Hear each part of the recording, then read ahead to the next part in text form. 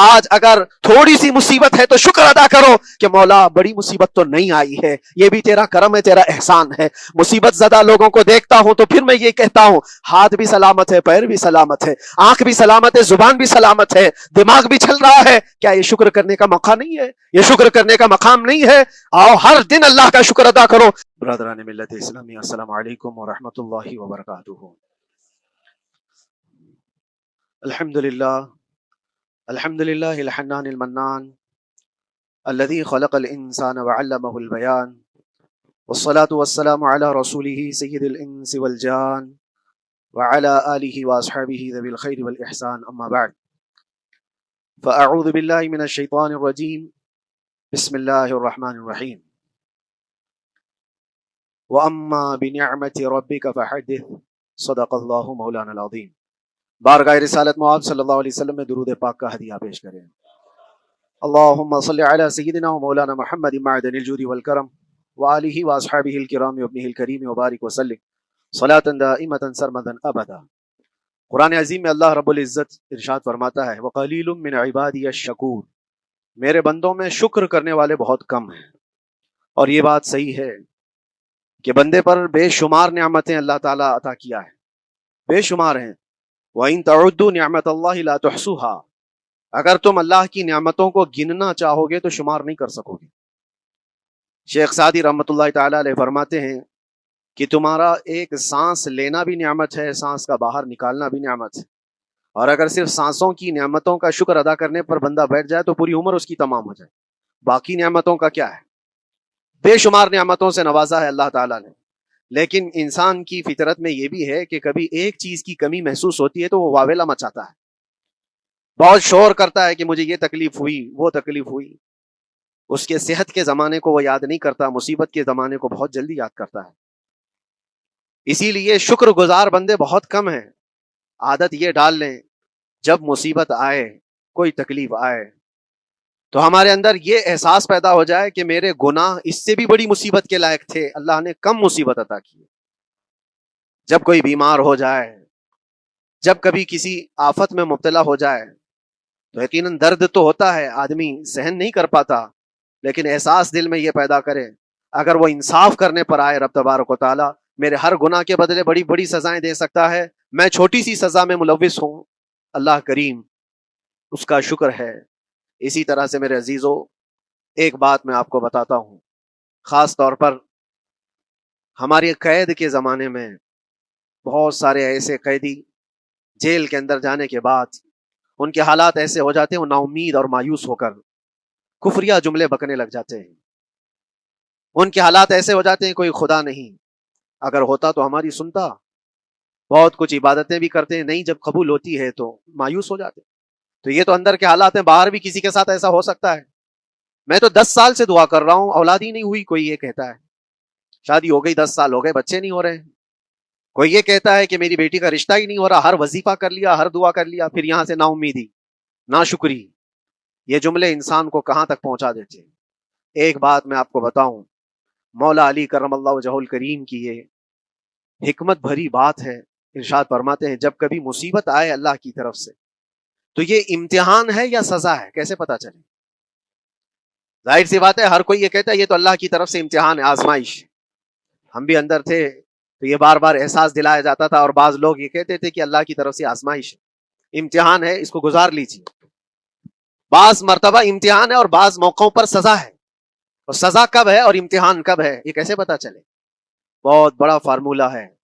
مولا علی کرم اللہ وجہ الکریم فرماتے ہیں جب کبھی تم پر کوئی مصیبت آئے تو یہ دیکھ لینا ان مصیبتوں کے دن میں تم اگر اللہ سے زیادہ قریب ہو گئے ہو، دعا زیادہ کرنے لگ گئے ہو، وظیفے زیادہ کرنے لگ گئے ہو، تو اس کا مطلب ہے کہ اللہ تعالیٰ تم کو امتحان میں رکھا ہے۔ اور اگر مصیبتوں کے آنے کے بعد بندہ دور ہو جاتا ہے اللہ سے، پھر وہ بپھر جاتا ہے، گناہ زیادہ کرنے لگتا ہے، تو سمجھ لو یہ سزا میں ملوث ہے۔ اب سب کی زندگی میں یہ مصیبتیں جب آتی ہیں تو خود اپنے آپ کو ریئلائز کرے، احساس کر کے دیکھے کہ مصیبت آئی ہے تو میرے ہاتھ میں تسبیح آ گئی یا پھر گالی گلوچ؟ مصیبت یا آفت آئی ہے میرے گھر پر تو میں عبادت اور نماز کی طرف زیادہ جا رہا ہوں یا پھر عیش و عشرت کی طرف زیادہ جا رہا ہوں؟ تو تمہیں خود پتا چل جائے گا کہ تم اللہ کی طرف سے امتحان میں ہو یا پھر سزا میں ہو۔ میرے عزیزو، بہت مقامات ایسے ہیں جہاں پر بظاہر مصیبت کی حکمت ہمیں نہیں معلوم ہوتی کہ کیوں آئی یہ مصیبت، کیوں دی گئی ہے ہمیں ایسی تکلیف.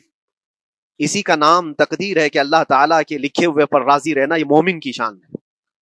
مومن کو ہمہ وقت اللہ تبارک و تعالیٰ کی طرف سے لکھی ہوئی اس تقدیر پر راضی رہنا ہے. آپ کو میں ایک بات بتا دوں، حضرت ابو جندل ایک صحابی ہیں، مکہ مکرمہ میں ایمان لائے.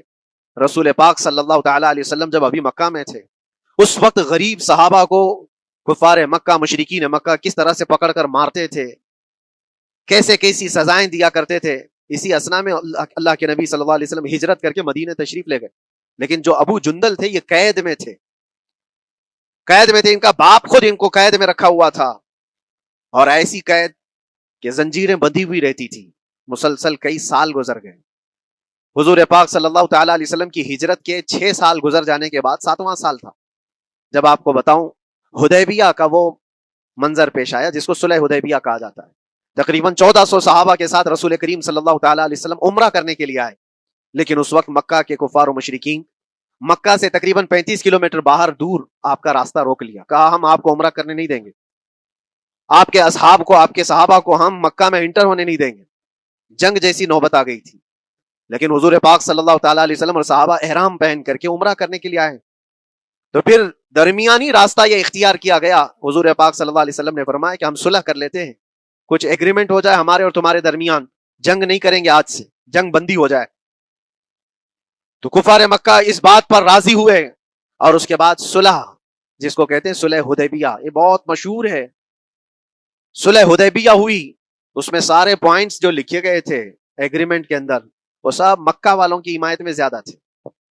دبا کر کے انہوں نے صلح کی تھی اس طرح سے ان کے نظام کے مطابق. یعنی اگر کوئی مکہ سے بھاگ کر مدینے جائے تو انہوں نے ایگریمنٹ میں یہ لکھایا تھا کہ آپ کو وہ شخص ہمیں واپس کرنا پڑے گا، اور اگر مدینے سے کوئی بھاگ کر ہمارے پاس آئے تو ہم اس کو اپنے پاس رکھیں گے، ہم باہر واپس نہیں بھیجیں گے. تمہارا کوئی آدمی ہمارے پاس آ گیا بھاگ کر کے، یا ہمارا ہی وہاں رہنے والا کوئی آدمی آ گیا آپ کی امان سے نکل کر کے، تو ہم اس کو اپنے پاس رکھیں گے. ایسی بہت ساری شرطیں تھیں. میں کیوں کہہ رہا ہوں یہ بات سن لیجیے. یہ صلح حدیبیہ ہو گئی، ایگریمنٹ ابھی لکھا جانا تھا. وہ ابو جندل صحابی جو کئی سالوں سے مکہ میں قید میں تھے، زنجیریں توڑ کر کے وہ باہر نکل آئے. اور جب ان کو یہ خبر ملی کہ مکہ سے 35 کلومیٹر دور اللہ کے نبی صلی اللہ تعالیٰ علیہ وسلم اپنے صحابہ کے ساتھ پڑاؤ ڈالے ہوئے ہیں اور تشریف لانے والے ہیں، کسی طرح بچ بچاتے ہوئے وہ وہاں پہنچ گئے حدیبیہ کے مقام پر. جیسے ہی وہ پہنچے صحابہ میں ایک شور ہو گیا. صحابہ جانتے تھے کہ کتنے سالوں سے ابو جندل قید میں ہے، طرح طرح کی اذیتیں اٹھاتا ہے، بہت مصیبتیں اٹھائی ہیں ابو جندل نے. دیکھا ان کے جسم پر پورے زخموں کے نشان تھے، ہاتھوں اور پیروں میں زنجیریں لٹکی ہوئی تھیں. وہ اسی حالت میں صحابہ کے پاس آ گئے. صحابہ سب نے سینے سے سینہ لگایا، استقبال کیا. ابو جندل تم آ گئے ہمارے پاس، آ گئے. اب بات سنو، بڑی حیرت کی ہے. ایگریمنٹ لکھا جا رہا تھا اور ابو جندل مکہ سے فرار ہو کر کے آئے تھے. ابو جندل کا جو باپ ہے اور دوسرے جو رئیس مکہ کے تھے، قریش کے سردار، سبوں نے ہاتھ روک لیا اور کہا ہمارا ایک آدمی بھاگ کر آپ کے پاس آیا ہے، ایگریمنٹ کے مطابق اس کو آپ ہمیں واپس کرنا ہوگا، واپس لوٹانا ہوگا. مکہ میں رہنے والا شخص آپ کے پاس آیا ہے، وہ ہمارا قیدی ہے. حضور پاک صلی اللہ تعالیٰ علیہ وسلم نے فرمایا ابھی تو لکھا نہیں گیا، اس سے پہلے وہ آیا ہے، چھوڑ دو اس کو، اس کے بعد جو بھی ہوگا اس پر عمل کریں گے. مکہ والوں نے کہا نہیں، ہم نہیں مانتے اس چیز کو. حضور پاک صلی اللہ تعالیٰ علیہ وسلم نے یہاں تک فرمایا اس ایک شخص کو میری ضمانت میں دے دو، باقی تمہاری ساری شرطیں منظور کر لی جائیں گی. وہ رحمت للعالمین نبی اکرم صلی اللہ تعالیٰ علیہ وسلم اپنے غلاموں پر رحم کیسے نہ کریں. جب ان حالات میں دیکھا ابو جندل کو تو صحابہ بھی حضور کے پاس آئے اور کہا یا رسول اللہ صلی اللہ علیہ وسلم صلح کیوں کر رہے ہیں ان کے ساتھ؟ جنگ کریں گے ہم ان کو، ہم نے بدر میں، احد میں، خندق میں ان کے ساتھ جو مقابلے کی ہمیں تجربہ ہے، ہم ان کے پرخچے اڑا دیں گے، آپ اجازت ہیں ہم جنگ کریں گے. اللہ کے نبی فرماتے ہیں میں جو دیکھ رہا ہوں وہ تم نہیں دیکھ رہے ہو، اللہ کا حکم نہیں ہے جنگ کرنے کا، صلح ہے. صلح ہو گئی، لکھا جا رہا تھا، اور یہ ابو جندل آئے. اب جب حضور پاک صلی اللہ تعالیٰ علیہ وسلم نے فرمایا ٹھیک ہے ایگریمنٹ کے مطابق ابو جندل کو مکہ واپس بھیجنا پڑے گا، اتنا فرمایا تھا حضور نے، ابو جندل دھاڑے مار مار کر رونے لگے اور صحابہ کو جا کر کے اپنے زخم دکھانے لگے کہ دیکھو مجھے واپس بھیجا جا رہا ہے، مجھے واپس بھیجا جا رہا ہے. تو صحابہ کے اندر بھی جوش تھا. اپنا آدمی جب کوئی اتنا مظلوم ہو، اتنا مار کھایا ہو، اور پھر واپس انہی ظالموں کے سامنے اس کو بھیجا جانا ہو تو کیا کیفیت ہوگی. تو وہ ابو جندل سارے صحابہ کے بیچ میں چھپ چھپاتے ہوئے رو رہے تھے. اللہ کے نبی صلی اللہ علیہ وسلم تشریف لائے اور فرمایا ابو جندل میں کہہ رہا ہوں واپس چلے جاؤ، واپس جاؤ، مکہ جاؤ. تو انہوں نے کہا یا رسول اللہ صلی اللہ علیہ وسلم ان زخموں کے ساتھ واپس جاؤں؟ اللہ کے نبی صلی اللہ علیہ وسلم نے فرمایا ہاں ابو جندل، اللہ کی مرضی ہے اور اللہ کا نبی وہی کہتا ہے جو اللہ کی مرضی ہوتی ہے. یہ میں کہہ رہا ہوں بظاہر تکلیفوں کی حکمت ہمیں معلوم نہیں ہوتی، لیکن ہمیں عمل کرنا چاہیے. نبی پاک صلی اللہ تعالی علیہ وسلم کا جب حکم ہوا، ابو جندل انہی زنجیروں کے ساتھ ان کے باپ کے حوالے کر دیے گئے. وہ گھسیٹتے ہوئے لے جا رہا تھا، گھسیٹتے ہوئے واپس انہی قیدیوں کی طرح لے جا رہا تھا. سب کی آنکھوں میں آنسو تھے، لیکن حکمت الہی کیا ہے یہ کون جانتا ہے. بظاہر اللہ تبارک و تعالیٰ کی طرف سے یہ دی ہوئی آزمائشیں، یہ تکلیفیں، اس کی حکمت وہ بہتر جانتا ہے. جب ابو جندل کو واپس کیا گیا، ایک سوال اٹھتا ہے میرے عزیزو. یہ میں قید کی حالت میں رہ کر کے ایک شخص نے مجھ سے سوال کیا تھا، آپ تو اللہ کے نبی صلی اللہ تعالیٰ علیہ وسلم کی ناموس کی بات کرتے ہو، حضور کی محبت کی بات کرتے ہو، ان کے عشق کی بات کرتے ہو، اور یہ بھی کہتے ہو کہ نبی پاک صلی اللہ تعالیٰ علیہ وسلم دستگیری کرتے ہیں، اپنے غلاموں کی مدد کرتے ہیں. تو اتنے دنوں سے کیا آپ نے حضور کو نہیں پکارا؟ کیا رسول پاک صلی اللہ تعالیٰ علیہ وسلم سے محبت اور عشق کی بات کے بعد آپ نے بھیک نہیں مانگی؟ اس وقت یہ واقعہ یاد آیا، میں تو ابو جندل کے پاؤں کے ناخن کی مٹی کے برابر بھی نہیں. وہ صحابی رسول تقریباً ان کے متعلق کہا گیا ہے 6 سے 8 سال تک وہ ان کی قید میں رہے. تو کیا رسول پاک صلی اللہ علیہ وسلم کو خبر نہیں تھی؟ خبر تھی. لیکن ہوتا ایسا ہے کہ جو جتنی محبت کرتا ہے اتنے ہی امتحانوں سے گزارا بھی جاتا ہے، اس کو امتحان دینے پڑتے ہیں. اسی لیے بار بار میں یہ بات کہتا ہوں، حضور پاک صلی اللہ تعالیٰ علیہ وسلم کی ناموس کی بات کرنا، عظمت رسالت کی بات کرنا، یہ حلوے پراٹھے کھانے کا نام نہیں ہے. یہ شہادت گہے الفت میں ہے قدم رکھنا. لوگ آسان سمجھتے ہیں مسلمان ہونا. حضور پاک صلی اللہ تعالیٰ علیہ وسلم کی شریعت طاہرہ کو بچانے کے لیے ہی تو، حضور کی ناموس کی حفاظت کے لیے ہی تو مولا امام حسین نے اپنی گردن دے دی، اپنے بچوں کی قربانی دے دی، اپنا عیش آرام سب تیاگ دیا. یہ ساری قربانیوں کے بعد ہی اس امتحان سے بندہ نکلتا ہے. وہ امام احمد بن حنبل جن کے سینے میں 5 لاکھ حدیثیں محفوظ تھیں، رسول پاک صلی اللہ علیہ وسلم کی 5 لاکھ حدیثوں کے حافظ، لیکن بغداد کے ظالم حکمرانوں نے ان کو ننگی پیٹھ پر کوڑے مارے ہیں. پہلی مرتبہ 100 کوڑے، دوسری مرتبہ پھر 100 کوڑے، تیسری مرتبہ پھر 100 کوڑے. اتنے میں تو آدمی مر جاتا ہے. امام احمد بن حنبل کی پیٹھ جھک گئی تھی. میرے عزیزو، یہی ہے جس کو ہم کہہ رہے ہیں شہادت گہے الفت میں ہے قدم رکھنا. اگر تم سچا ایمان رکھتے ہو تو پھر آزمائش بھی ہوگی. اللہ کریم قرآن میں فرماتا ہے وَلَيَعْلَمَنَّ اللَّهُ الَّذِينَ صَدَقُوا وَلَيَعْلَمَنَّ الْكَاذِبِينَ. اللہ تبارک و تعالیٰ ضرور ضرور آزمائے گا سچا کون ہے اور جھوٹا کون ہے. مصیبتیں آئیں گی، آندھی آئیں گی، لیکن جمے رہو، ڈٹے رہو. اللہ رب العزت سے کبھی بھی اپنا رشتہ نہ توڑو، اور جو تمہارے اندر ایمان ہے، توکل اور یقین ہے، ذرا برابر بھی فرق آنے نہ پائے. آج نہیں قبول ہوئی کل ہوگی، کل نہیں قبول ہوئی پرسوں ہوگی، کبھی نہ کبھی تو دعا قبول ہوگی. دنیا داروں کے دروازے کھٹکھٹاتے ہیں تو ایک نہ ایک دن دروازہ کھلتا ہے. وہ ارحم الراحمین ہے، وہ ارحم الراحمین ہے، دروازے کھولتا ہے، لیکن وہ بہتر جانتا ہے کس وقت دروازہ کھلنا چاہیے. ہم اپنی مرضی کے مطابق رب کو نہیں چلا سکتے. مولا تعالیٰ جیسا چاہے ہمیں ویسا چلنا چاہیے. ایک بات اور میں بتا دوں سید، یہ تو دوسرے لوگوں کی بات ہے جس میں ہمارے قصور ہیں، ہمارے جرم ہیں، ہمارے گناہ ہیں، جس کی وجہ سے مصیبتیں آئیں گی. لیکن اللہ کے نبی کا کوئی گناہ نہیں ہوتا. جو نبی ہوتے ہیں وہ معصوم ہوتے ہیں. سیدنا یوسف علیہ الصلوۃ والتسلیم اللہ کے نبی، اللہ کے نبی ابراہیم علیہ السلام کے بیٹے اسحاق علیہ السلام، اسحاق علیہ السلام کے بیٹے یعقوب علیہ السلام، یعقوب علیہ السلام کے بیٹے یوسف علیہ السلام، جن کی نسل میں انبیاء کرام جو پورا خاندان نبوت کا ہے، وہ یوسف علیہ السلام کن کن مقامات سے گزارے گئے. پہلے بھائیوں نے کنویں میں پھینک دیا، اور اس کے بعد اس زہریلے کنویں سے وہ نکالے گئے. جنگل میں کوئی نہیں تھا جب ان کے بھائیوں نے کنویں میں پھینکا تھا. اس وقت ایک قافلہ جا رہا تھا، انہوں نے ڈول ڈال کر کے نکال لیا اور پھر لے کر کے گئے. یہاں سے کنویں سے تو نکالے، لیکن آگے کی زندگی کیا ہے؟ مصر کے بازار میں لے جا کر قافلے والوں نے بیچ دیا.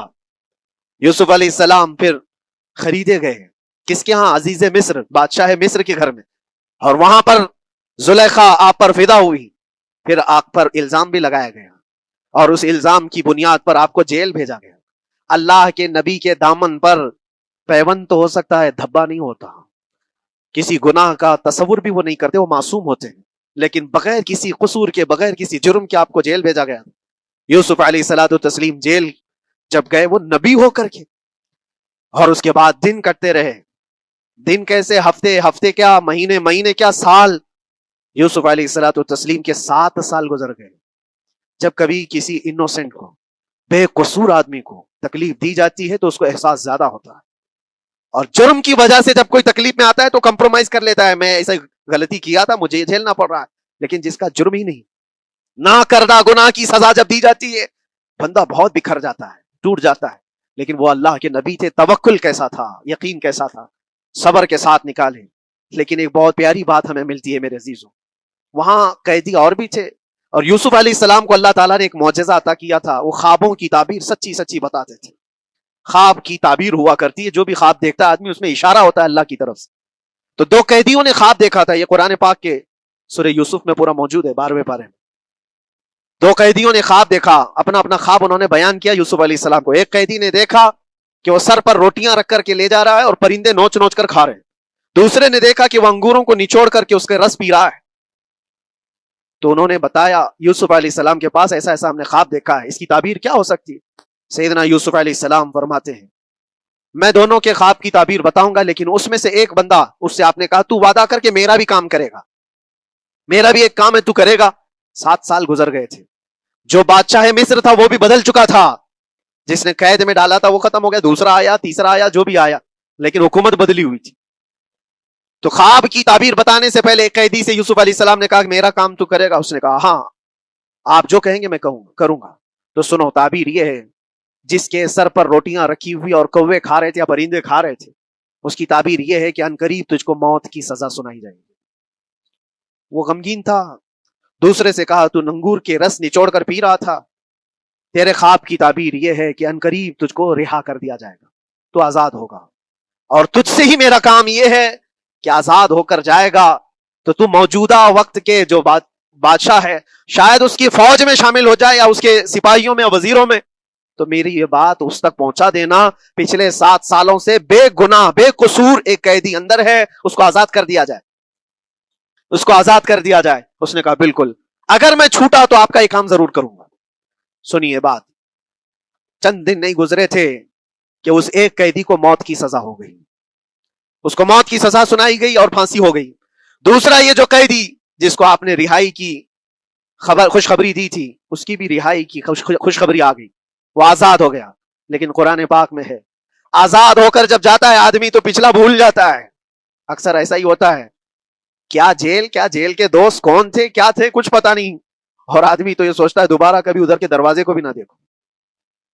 آیا اور بھول گیا. یوسف علیہ السلام نے جو کام دیا تھا وہ بھول گیا. یہاں تک کہ قرآن میں اللہ فرماتا ہے کئی سال گزر گئے، 1-2 دن نہیں، سالوں گزر گئے، اور وہ بادشاہ کی فوج میں شامل تھا یا بادشاہ کے مصاحبین میں شامل تھا، قریبی لوگوں میں. ایک زمانے کے بعد مدت ہوئی، اور اس وقت سوچئے آپ کتنا وقت حضرت یوسف علیہ السلام نے کاٹا ہوگا. ایک دن آپ بے اختیار رو پڑے اللہ کی بارگاہ میں. یہ میں آپ کو بتا رہا ہوں، کبھی کبھار انسانی فطرت کا تقاضا ہے، اللہ تبارک و تعالیٰ کی بارگاہ میں رو پڑے اور کہا اے رب العالمین، اے ارحم الراحمین، یہ دن کب ختم ہوں گے؟ یہ جس طرح سے مجھے جیل کی سلاخوں کے پیچھے بند کیا گیا ہے، ان مصیبتوں سے کب آزادی ہوگی میرے مولا یا ارحم الراحمین؟ جواب رب تعالیٰ کی طرف سے آیا. یہ ہمارے اور آپ کی بات نہیں ہے، یہ اللہ کے نبی کی بات ہے. اب سنو، یوسف علیہ السلام کو جواب آیا، اے یوسف، جب تجھے جیل سے نکلنا ہی تھا، تجھے باہر جانا ہی تھا، تو دنیا کے بادشاہ کے پاس سامنے کیوں ریکویسٹ رکھا، میرے سامنے رکھ دیا ہوتا. اللہ اکبر، یہ توکل کا اعلیٰ درجہ ہے. اتنی مصیبتوں کے بعد بھی تم نے اس سپاہی کو کیوں اپنا قاصد بنا کر بادشاہ کے سامنے بھیجا کہ میری آزادی ہو جائے؟ یوسف علیہ السلام بہت روئے، سجدے میں گر کر کے مولا مجھے معاف کر دے، اور میرے ہر شے کا تو مالک ہے، اب میں زندگی بھر قید میں رہوں یا آزاد رہوں یہ تیری مرضی پر ہے. میرے عزیزو، پھر یوسف علیہ السلام کے ساتھ کیا ہوا؟ بادشاہ نے خود ایک خواب دیکھا اور وہ پریشان تھا، خوابوں کی تعبیر کوئی بتا نہیں رہا تھا. تب اس قیدی کو چھوٹے ہوئے کو یاد آئی بات کہ جیل میں ایک آدمی ہے جو سچی سچی تعبیر بتاتا ہے. پھر اس نے بادشاہ سے کہا ایک قیدی بہت شریف اور صالح ہے، وہ سچی تعبیر بتائے گا، آپ کہے تو میں اس کو لے آؤں. اور اس نے مجھے یہ کہا بھی تھا کہ اس کو آزاد کرنا ہے، آپ کے پاس ریکویسٹ رکھنی ہے کہ وہ بے قصور قید میں ہے۔ بادشاہ نے معلومات حاصل کی اور اس کے بعد پروانہ دے دیا کہ اس قیدی کو آزاد کیا جائے جس کو بے قصور رکھا گیا ہے، اور میرے خواب کی تعبیر بتائی جائے۔ یوسف علیہ الصلوۃ والتسلیم کو لوگ آئے لینے کے لیے۔ اب یہاں منظر اور ہے میرے عزیزوں، کہا کہ بادشاہ نے خواب دیکھا، اس کی تعبیر بتائے۔ آپ نے تعبیر تو بتا دی کہ کیا ہونے والا ہے اگلے 7 سالوں میں بادشاہ کے ساتھ، یہ ساری تعبیر بتائی، لیکن جب آزاد کرنے کی بات آئی تو آپ نے کہا رہنے دو، اب مجھے قید میں رہنے دو، اس لیے کہ آپ کو یہ احساس ہوگا کہ میں بادشاہ کے پاس کیوں رکھا ہے اس مقدمے کو۔ لیکن بعد میں بادشاہ اور اس کے مصاحبین اور اس کے وزیر آپ کو اصرار کرتے ہوئے لے گئے اور لے جا کر کے سیدھے وزیر اعظم کے تخت پر بٹھا دی، سیدھے وزیر اعظم کے تخت پر بٹھا دیا۔ پھر رب تبارک و تعالیٰ نے فرمایا اے یوسف، جب تک ہم چاہیں تب اندر رہے گا آدمی، اور جب ہم چاہ لیں باہر تو پھر اپنی مرضی سے کوئی اندر بھی نہیں رہ سکتا۔ حقیقت ہے میرے عزیزو، جب مصیبتوں کے ختم ہونے کا وقت آئے پھر پوری دنیا کھڑی ہو کر کے بھی تم کو مصیبت نہیں دے سکتی، تکلیف نہیں دے سکتی۔ اور رب تبارک و تعالیٰ نے فرمایا وَإِن يَمْسَسْكَ اللَّهُ بِضُرٍّ فَلَا كَاشِفَ لَهُ، اگر تم کو اللہ کی طرف سے کوئی مصیبت آئے تو کوئی اس کو ہٹانے والا نہیں ہے۔ وَإِن يَمْسَسْكَ اللَّهُ بِخَيْرٍ فَلَا رَادَّ لِفَضْلِهِ، اور اگر اللہ تبارک و تعالیٰ کوئی بھلائی کسی بندے کو دے دے تو دنیا کی کوئی طاقت اس کو روک بھی نہیں سکتی۔ آج اگر رب تبارک و تعالیٰ ہم کو کوئی مقام اور مرتبہ دے دے، کوئی عزت اور انعام دے دے، سارے کتے بھونکتے رہیں، اس انعام کو کوئی رد نہیں کر سکتا۔ اللہ تبارک و تعالیٰ کا دیا ہوا فضل اس کو کوئی کاٹ نہیں سکتا، اور اس کی دی ہوئی مصیبت کو کوئی دوسرا ٹال بھی نہیں سکتا۔ اسی لیے آؤ لگے رہو اسی بارگاہ میں اور عرض کرو کہ مولا مجھ سے جو خطائیں ہوئی ہیں اس کو درگزر فرما دے، اور جس طرح کی بھی تو زندگی دیا ہے یہ تیرا شکر ہے مولا، شکر ادا کرنے کی عادت ڈال لو۔ اللہ تبارک و تعالیٰ فرماتا ہے لَئِن شَكَرْتُمْ لَأَزِيدَنَّكُمْ، اگر تم شکر ادا کرو گے تو میں اور زیادہ عطا کروں گا، اور زیادہ عطا کروں گا۔ آج اگر تھوڑی سی مصیبت ہے تو شکر ادا کرو کہ مولا بڑی مصیبت تو نہیں آئی ہے، یہ بھی تیرا کرم ہے، تیرا احسان ہے۔ مصیبت زدہ لوگوں کو دیکھتا ہوں تو پھر میں یہ کہتا ہوں ہاتھ بھی سلامت ہے، پیر بھی سلامت ہے، آنکھ بھی سلامت ہے، زبان بھی سلامت ہے، دماغ بھی چل رہا ہے، کیا یہ شکر کرنے کا موقع نہیں ہے؟ یہ شکر کرنے کا مقام نہیں ہے؟ آؤ ہر دن اللہ کا شکر ادا کرو، شکایتیں کم کرو، اللہ تبارک و تعالیٰ کو یہ زندگی پسند ہے۔ وآخر دعوانا ان الحمد للہ رب العالمین۔ السلام علیکم۔